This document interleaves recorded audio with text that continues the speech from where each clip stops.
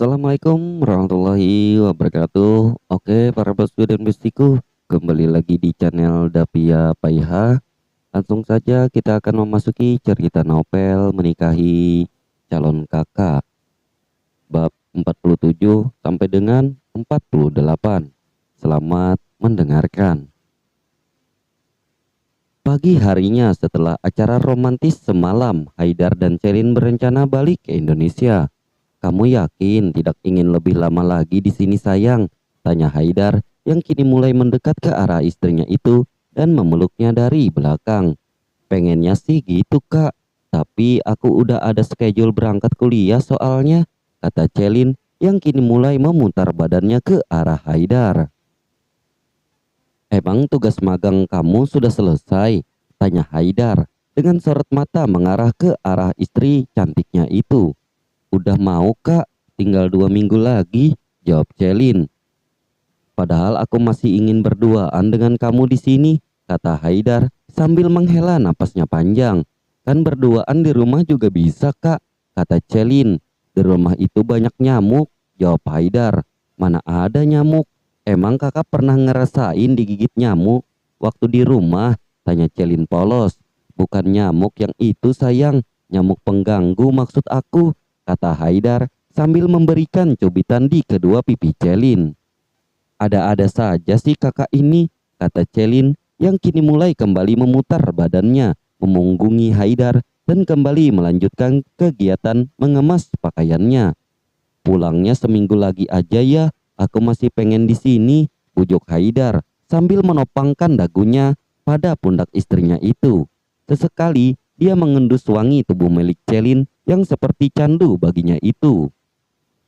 "Jangan dong, Kak, aku harus masuk kuliah. Lagian kakak ini direktur loh. Masa mau malas-malasan gak kerja? Gimana mau memberi contoh ke bawahannya kalau atasannya aja pemalas gini?" kata Celin. "Itu kan perusahaan milik aku, sayang. Jadi aku bebas mau lakuin apa saja. Lagian aku kan juga butuh refreshing gini. Aku juga nggak malas hanya libur bekerja saja. Aku kan," jawab Haidar. "Sut," kata Celin sambil meletakkan jari telunjuknya di bibir Haidar agar tidak bicara lagi. "Kita bisa liburan lagi nanti. Sekarang kita kembali lebih dulu," bujuk Celin yang mendapatkan gelengan kepala dari Haidar. "Kakak," kata Celin yang masih mendapatkan gelengan kepala dari Haidar.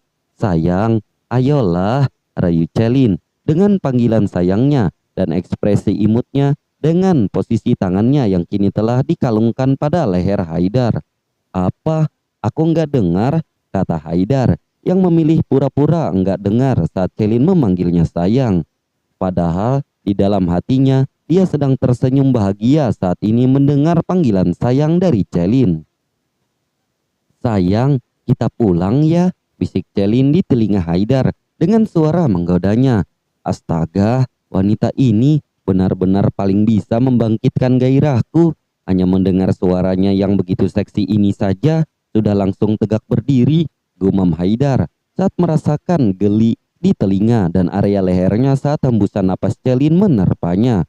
"Baiklah, kita pulang, tapi ada syaratnya," kata Haidar tak kalah menggoda Celin saat ini. Haidar mengusap lembut bibir Celin dengan ibu jarinya, membuat sang pemilik sedikit gemetar merasakan sentuhannya. "Astaga, bisa-bisanya aku memiliki suami pendendam seperti dia. Bagaimana bisa dia malah membalas menggodaku?" gumam Celin saat melihat sorot mata Haidar yang seakan ingin segera menghabisinya itu. "Syarat apa?" tanya Celin dengan sedikit menggigit bibir bawahnya, membuat Haidar yang sedang menatapnya semakin merasa tergoda olehnya. "Syaratnya gampang," kata Haidar. "Gampang bagaimana?" tanya Celin. "Syaratnya tergantung bagaimana kamu menyenangkanku hari ini," bisik Haidar di telinga milik Celin yang seketika membuat bulu kuduk Celin merinding. "Apa yang harus aku lakukan supaya kakak senang?" tanya Celin. "Pertama, jangan panggil aku kakak, panggil kayak kamu berbisik padaku tadi," kata Haidar sambil mengedipkan satu matanya ke arah Celin. "Kedua, kamu harus merayuku," kata Haidar yang seketika membuat Celin tersentak. "Apa? Mana bisa aku merayu? Jangan aneh-aneh deh, Kak," kata Celin.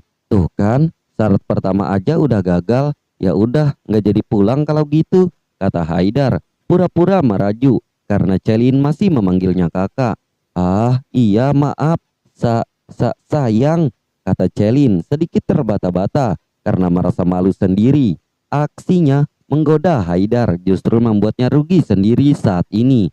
Oke, syarat pertama kamu lolos, sekarang syarat kedua yang mesti kamu pelajari, kata Haidar sambil menaik turunkan alisnya.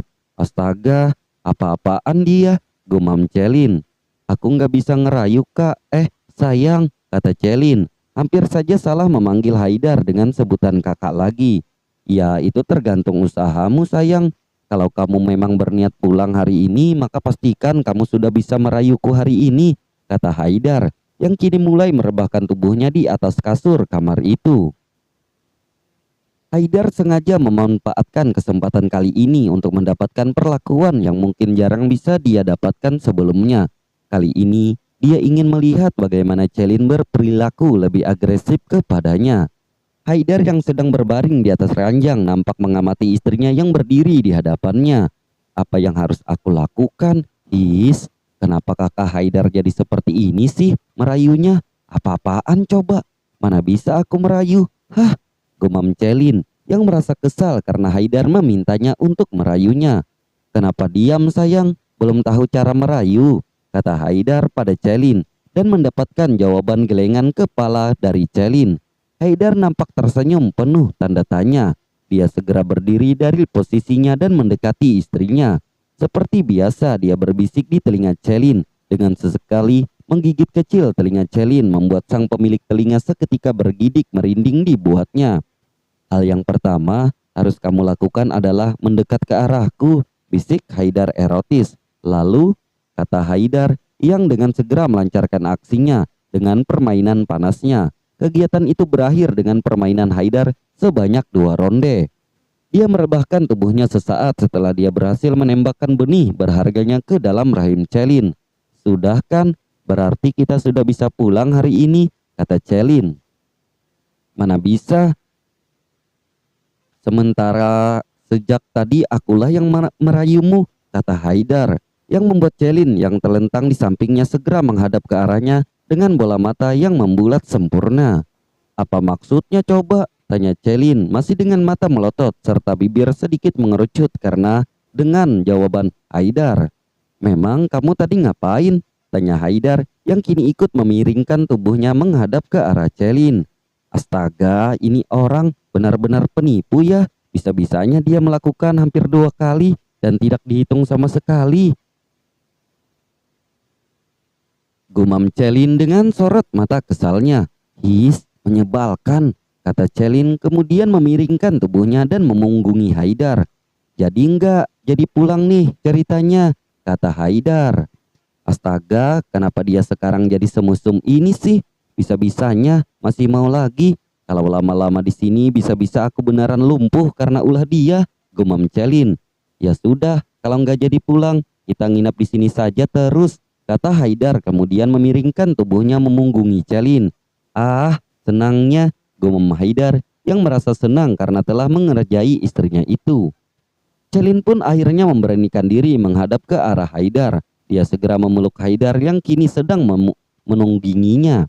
Tangannya berjalan secara perlahan membuat sang pemilik tubuh bergidik merinding. Gila, tangannya saja sudah bikin gue gemeteran begini, gumam Haidar saat merasakan sentuhan tangan Celin di tubuhnya. Sesekali dia memejamkan matanya, menikmati setiap sentuhan dari tangan istrinya itu. Dengan keberanian yang matang kali ini Celin berhasil memimpin permainannya. Haidar benar-benar dibuat gila dengan permainan Celin yang menurutnya sudah luar biasa, membuatnya mabuk kepayang itu. Hanya beberapa hari memperhatikan cara Haidar memanjakan tubuhnya. Kini Celin sudah bisa mengimbanginya dengan memanjakan tubuh Haidar juga. Celin segera merebahkan tubuhnya di atas tubuh Haidar sesaat setelah membuat Haidar terkapar. Tidak dipungkiri dia juga ikut terkapar akibat permainannya sendiri. Terima kasih sayang, kamu luar biasa, puji Haidar sambil menghujani ciuman di pucuk kepala milik Celin. Sementara Celin nampak ikut tersenyum puas karena mendapatkan pujian dari Haidar. Sudah bisa pulang? Tanya Celin saat dirasa cukup untuk mengistirahatkan tubuh keduanya. Sekali lagi, jawab Haidar. Enggak, pulang sekarang atau enggak bakalan mau lagi ngelayanin kakak, kata Celin. Ya, jangan gitu dong sayang. Bagaimana dengan Joni? Kalau kamu enggak mau ngelayanin dia, masa iya harus minta ke tetangga? Kata Haidar yang seketika membuat Celin membulatkan matanya sempurna.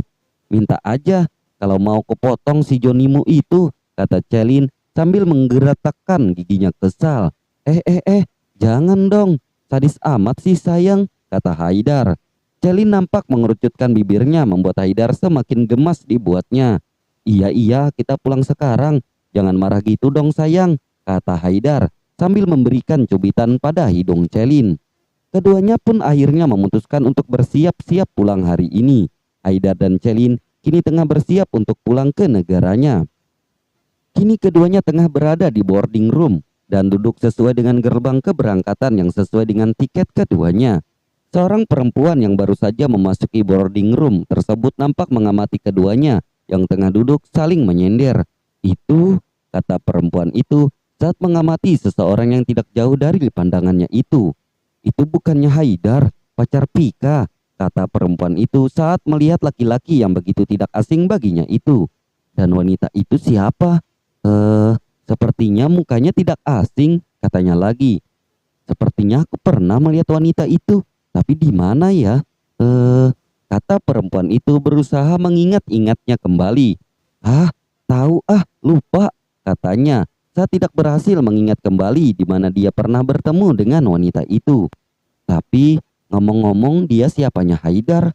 Kenapa mereka terlihat begitu mesra? Apa dia pacar baru Haidar? Kayaknya bukan. Bukannya Haidar dan Vika belum putus.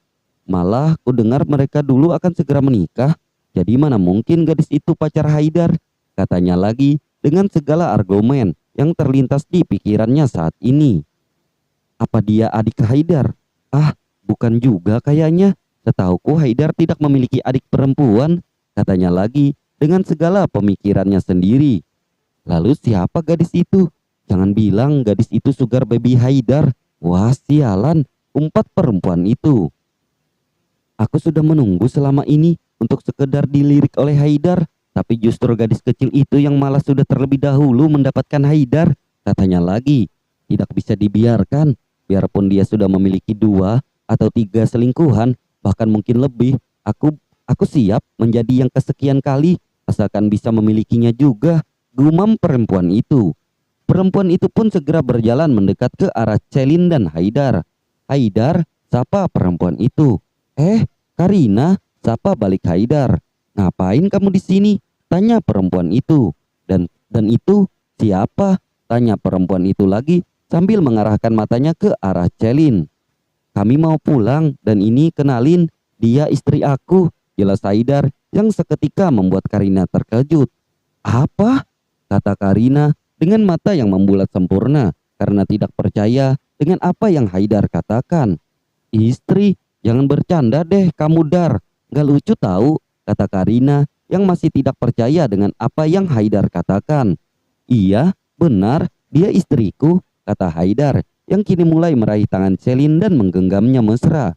Sementara Celin nampak tersenyum ke arah Haidar yang kini sedang memandanginya. Gak mungkin, kata Karina menggeleng-gelengkan kepalanya tidak percaya. Sementara Haidar menjawabnya dengan anggukan kepala. Karina nampak menutup mulutnya tidak percaya. Bukannya kamu dulu begitu mencintai Pika, kata Karina. Duk, jantung Celin dan Haidar seketika terhenti. Mendengar apa yang dikatakan Karina barusan membuat detak jantung Celin seakan berhenti berdetak. Tubuhnya seketika melemas. Celin tahu bagaimana Haidar dulu begitu mencintai kakaknya itu. Celin tahu bagaimana Haidar begitu memuja-muja kakaknya Pika itu. Kata-kata Karina barusan benar-benar menyadarkan kembali akan posisi Celin yang hanya menjadi pengganti kakaknya itu. Dia kembali mengingat kondisi kakaknya yang sedang sakit parah itu. Dia menginginkan kakak kesayangannya itu untuk sembuh. Tapi dia juga merasa takut saat harus membayangkan jika kakaknya nanti memang bisa sembuh, bagaimana dengan nasib pernikahannya dengan Haidar. Perasaan Celin begitu kacau sesaat setelah mendengar kata-kata Karina barusan. Dia benar-benar telah melupakan keberadaan Pika kakaknya itu. Kenapa sekarang malah menikahi wanita lain? Lanjut Karina. Mendengar kata-kata Karina barusan, entah kenapa Haidar menjadi tersentak. Dia dengan segera melepaskan genggamannya dari tangan Celin. Sementara Celin menatap Haidar yang tengah terdiam dan termenung dengan sorot mata yang memang sulit untuk diartikan. Celin nampak semakin lemas dan gemetar saat tangan hangat yang sebelumnya memberikan kehangatan dan kekuatan baginya itu tiba-tiba terlepas dari tangannya. Entah apa yang ada di dalam pikiran Haidar saat ini. Kenapa dia tiba-tiba melepaskan genggamannya? Dia juga merasa bingung dengan perasaannya sendiri. Dia mencintai Celin saat ini, tapi tidak bisa dipungkiri bahwa masih ada sisa-sisa cinta untuk Pika di dalam hatinya. Masih ada rasa yang memang sulit untuk dihilangkan dari hatinya. Saat dia memutuskan untuk merenggut mahkota milik Celin, dia memang sudah memutuskan untuk memilih Celin menjadi satu-satunya orang yang akan dia cintai di masa depan. Tapi untuk saat ini dia masih belum bisa menjanjikan dirinya sendiri untuk mengubur semua rasa cintanya dulu untuk Pika. Walau bagaimanapun, Pika adalah perempuan pertama yang begitu membuatnya tergila-gila sebelum Celin.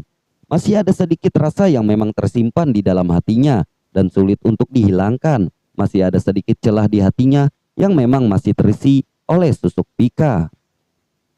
Mungkin sebagai laki-laki dia memang egois karena sudah beristri, tapi masih menyimpan sedikit perasaannya untuk orang lain. Dia juga hanya manusia biasa yang mungkin bisa mencintai dua wanita sekaligus. Meskipun memang sosok Pika dulu begitu mendominasi, tapi di sini Haidar juga sudah berusaha melupakan semua rasanya terhadap Pika. Butuh proses untuk melupakan semua kenangannya tentang Pika. Pika tetaplah Pika dan Celin tetaplah Celin. Dia tidak pernah berpikir untuk mencari kesamaan di antara keduanya. Baginya, kedua wanita itu memiliki peran tersendiri di dalam hatinya. Pika adalah cinta masa lalunya dan Celin yang akan menjadi cinta di masa depannya. Celin berusaha menahan rasa sesak yang tiba-tiba melanda tubuhnya itu. Sekuat tenaga, dia mencoba menahan isak tangisnya saat genggaman tangan itu tiba-tiba terlepas dari tangannya. Semua bukan karena genggaman tangan Haidar yang terlepas dari tangannya, tapi karena bisa dilihat dari raut wajah Haidar bahwa memang sosok Pika masih tersimpan di dalam hati Haidar. Dia begitu takut ketika membayangkan jika suatu saat kakaknya itu bisa disembuhkan. Haidar menoleh ke arah Celin yang kini menatapnya dengan tatapan sendu. Astaga, apa aku sudah melakukan kesalahan? Gumam Haidar saat tatapannya berhasil bertemu dengan manik mata milik Celin. Manik mata yang sudah sedikit berair itu terlihat jelas dari matanya. Haidar mulai tersadar bahwa barusan tanpa disengaja dia telah melepaskan genggaman tangannya. Dan mungkin aksinya barusan sedikit melukai perasaan Celin. Diraihnya tangan Celin dengan segera dan kembali dia genggam dengan erat. Aku tidak bisa membiarkannya salah paham begini. Walau bagaimanapun aku sudah memutuskan untuk terus mencintainya di masa depan, gumam Haidar. Aku dulu memang mencintainya, tapi sekarang aku lebih mencintai istriku, jawab Haidar sambil menatap ke arah Celin. Walau bagaimanapun dia tidak mungkin mengatakan di depan Celin bahwa memang masih ada perasaan di dalam hatinya untuk Pika. Dia tidak ingin melukai perasaan Celin saat ini. Dia tulus mencintai Celin, tapi tidak bisa dibohongi bahwa masa lalunya belum sepenuhnya terlepas dari hatinya. Ada rasa lega di hati Celin saat mendengar apa yang Haidar katakan barusan. Namun entah kenapa dia belum merasakan kepuasan di hatinya. Masih ada sesuatu yang mengganggu pikirannya saat ini. Apa kamu serius? Tanya Karina yang merasa tidak percaya dengan apa yang Haidar katakan. Karina tahu bagaimana Haidar begitu tergila-gila pada Pika dulu. Bagaimana posisinya Haidar dulu. Dia tahu semuanya tentang Haidar yang memang sulit melabuhkan hatinya untuk wanita. Baginya Pika adalah salah satu wanita terberuntung yang bisa menaklukkan cinta Haidar. Bahkan dia mendapatkan cinta yang teramat dalam dari Haidar. Untuk itu, saat ini Karina tidak percaya bahwa Haidar sudah berpaling dari Pika. Aku nggak percaya, Dar, kamu bisa menggantikan Pika secepat itu, lanjut Karina. Aku tahu bagaimana kamu dulu begitu tergila-gila pada Pika. Bahkan kamu begitu posesifnya padanya. Lanjut Karina lagi. Aku tahu bagaimana hubungan kalian. Aku juga tahu kamu orang seperti apa. Tidak mungkin kamu bisa berpaling dari Pika semudah itu. Menurutku itu terlalu mustahil. Lanjut Karina. Tidak ada yang mustahil di dunia ini, jawab Haidar. Entah kenapa saat ini dia merasa kesal dengan Karina yang terus mencercanya dengan pertanyaan-pertanyaan seputar Pika. Jujur saja dia hanya tidak ingin melukai perasaan Celin saat ini. Enggak, kalau soal ini aku nggak percaya. Jangan-jangan dia cuma pelarian kamu, kata Karina. Der. Bak disambar petir, jantung Celin berdetak tak menentu saat mendengar kata-kata pelarian dari mulut Karina barusan. Semakin Karina menceritakan bagaimana hubungan kakaknya dulu dengan suaminya itu, Celin semakin merasakan sesak di dadanya. Cemburu? Iya, tentu saja Celin cemburu. Wanita mana yang akan sanggup mendengarkan bagaimana keromantisan suaminya dulu dengan wanita-wanitanya yang dulu. Sekalipun itu hanya masa lalunya, tapi tidak bisa dibohongi, ada rasa kesal bercampur sakit di dalam hatinya saat ini. Tuhan, kenapa sakit sekali? Gumam Celin saat merasakan area dadanya sesak dan seakan terbakar di area itu. Gak ada yang namanya pelarian, dia istriku dan bukan pelarianku, kata Haidar dengan tegas. Persetan dengan perasaan apa yang dia rasakan saat ini, Haidar lebih takut melihat Celin akan terluka dan marah terhadapnya. Dan bersambung.